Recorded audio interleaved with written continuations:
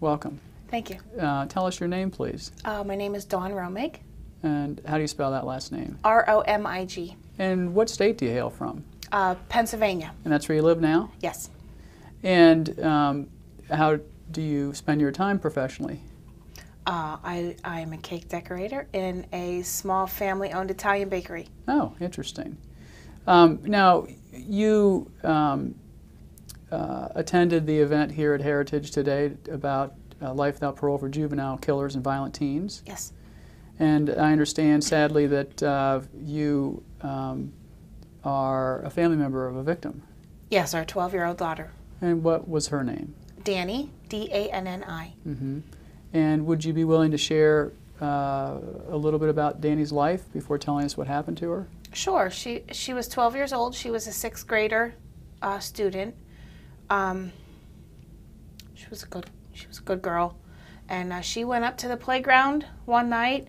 The offender actually sent a 9 or 10-year-old boy to the house to get her to come out. So and, the offender was how old? He was 17. And did you know who this boy was? I knew of him from being around the neighborhood. I did not personally know him. So he's a young man at 17. Yes. And who was it he sent up there to lure your daughter out of the house? Just a young boy from the neighborhood that my daughter had known. And do we know what he told this little boy to do to lure your daughter out of the house? He didn't know what was going to happen. Mm-hmm. And he actually went with the two of them to where the crime scene was. And he had seen the offender strike our daughter in the face. And he got scared and ran home and hid. He was very afraid. And was this broad daylight? It was in February, and she was supposed to be home at 5:30 for dinner. And they presumed everything happened like 5:30, 6 o'clock, 6:30 in the evening. So it was starting to get dark. And what was the juvenile offender's name? Brian Barr. And Mr. Barr, what did he do when he got your daughter out to this area? Where is this area? Is this a playground? Is it where is it? It's a playground. It's about a half a block away from our home. Hmm. And he tried getting friendly with her at the playground. He, touching her back, trying to hold her hand, but she didn't want any part of that. And then he had said, "Hey, I know where this fort is. Let's go play at this fort." And she was a tomboy. She didn't like the girly girl thing. Mm-hmm. And so they went. It was under a train trestle, down a big rock hill, under the train trestle, and by a river. And so they're down at the train trestle. Is this other young boy still with them? He was trailing behind a little bit. He had hurt his foot going down the rock hill. Mm-hmm. It was, pretty big rocks. He had hurt his foot, so he was trailing behind a little bit. And your daughter is how old? 12. And so your 12-year-old daughter, what did you call her? Danni. Did you have a nickname for her? Dan. Dan. So Dan and Mr. Barr go down under the trestle, and what happens? He didn't waste any time. He immediately hit her in the face, and she put up a pretty good fight.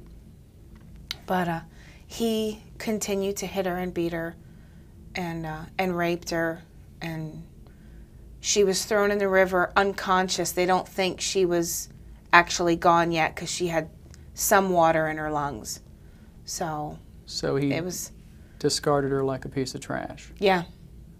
And he dressed her back up after he had the detectives actually found a piece of paper in his school bag, and it was listed 23 things to do to a girl in the woods. And it was a full list of taking her and raping her, strip her, rape her, beat her, dress her back up and throw in a river. And pretty many of those things he carried out. And she dies as a result of this? Yes. How soon after she was killed do you find out?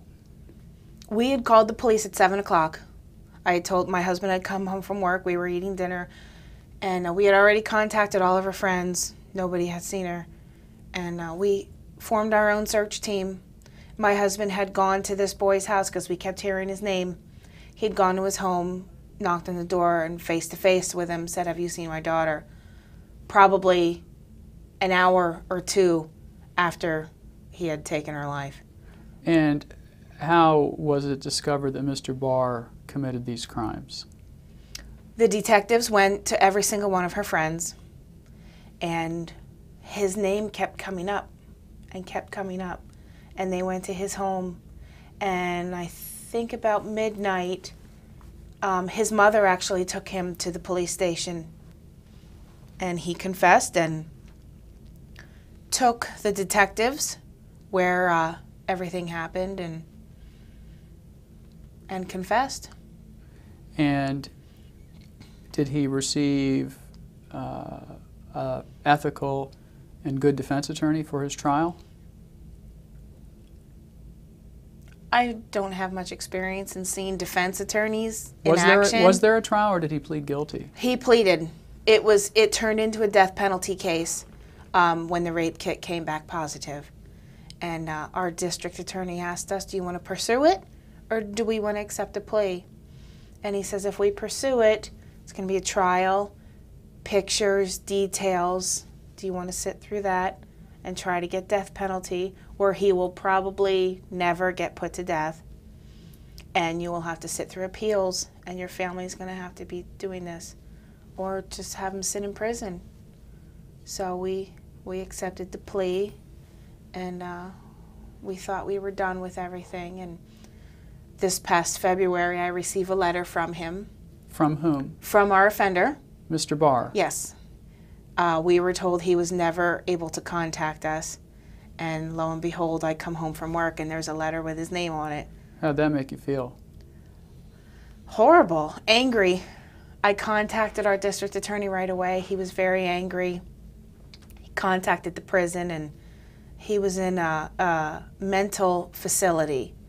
It wasn't an actual state prison. It was just a mental facility / prison. Was there any question throughout the investigation and plea that he was the one that did it? Oh, there was no question. DNA from the rape kit nailed it that it was him. And how do you feel like you were treated as the mother of this beautiful young girl? We were treated fantastic. Crime Victims Counsel of the Lehigh Valley just opened their arms. We have a fantastic district attorney. Who's that? James Martin.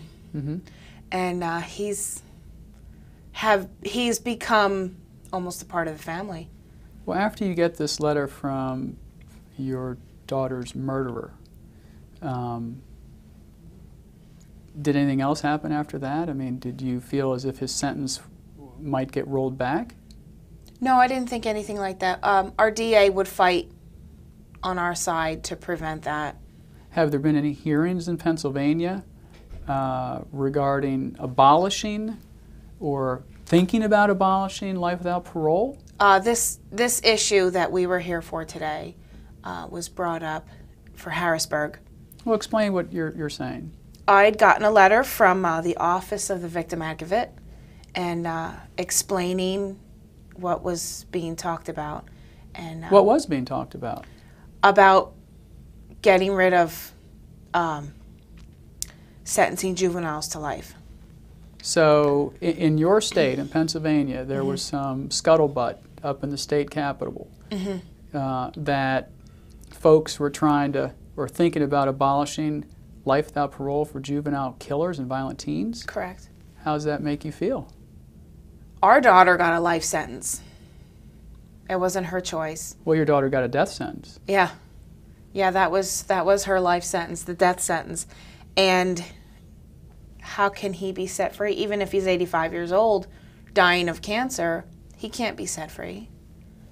Now, like a lot of us do when we hear about something new or something, we jump on the internet to sort of look for stuff that sometimes we don't even know what we're looking for. We just look for help.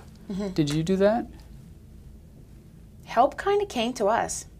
How? What happened? The day after we had lost her, saw these women in our house, and I said to my husband, I said, who is that? And he handed me their business card. He says, it's Crime Victims Counsel. He says they're there for the victims, to support them. They go to court hearings with us.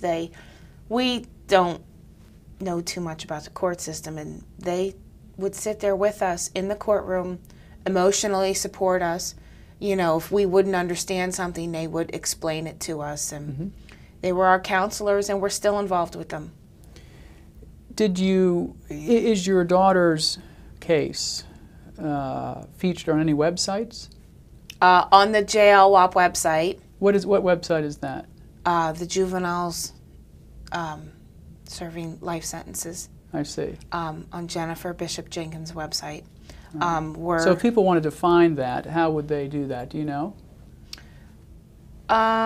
Is it probably go on the jlwap.com.org. I'm not sure if it's org or com.